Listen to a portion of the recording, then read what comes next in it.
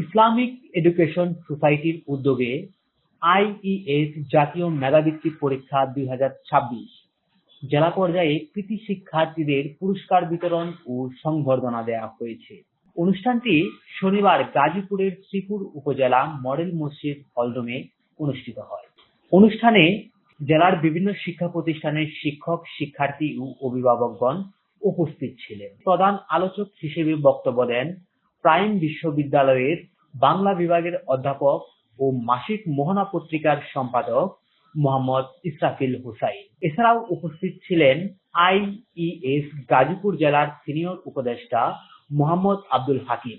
উপস্থিত ছিলেন জাতীয় বিশ্ববিদ্যালয়ের সহকারী পরীক্ষা নিয়ন্ত্রক মোহাম্মদ আলী এবং বাংলাদেশ আদর্শ শিক্ষক ফেডারেশন গাজীপুর জেলার সেক্রেটারি মোহাম্মদ মুস্তাফিজুর রহমান খান। বক্তারা শিক্ষার্থীদের জ্ঞান অর্জনের পাশাপাশি নৈতিকতা অর্জন, আদর্শ ও মানবিক মূল্যবোধের সমৃদ্ধি হওয়ার উপর গুরুত্ব আরোপ করেন। তারা বলেন, মেধাবী ও সুশিক্ষিত প্রজন্মই দেশের ভবিষ্যতে নেতৃত্ব দেবেন। একটি মানবিক ও সমৃদ্ধ সমাজ বিনির্মাণে অগ্রণী ভূমিকা রাখবে। অনুষ্ঠানে বৃত্তিপ্রাপ্ত শিক্ষার্থীদের হাতে পুরস্কার ও সনদ তুলে দেওয়া হয়। এ সময় তাদের কৃতিত্বে অভিভাবক ও শিক্ষকদের অভিনন্দন জানানো হয়। ডেস্ক রিপোর্ট, আপন দেশ।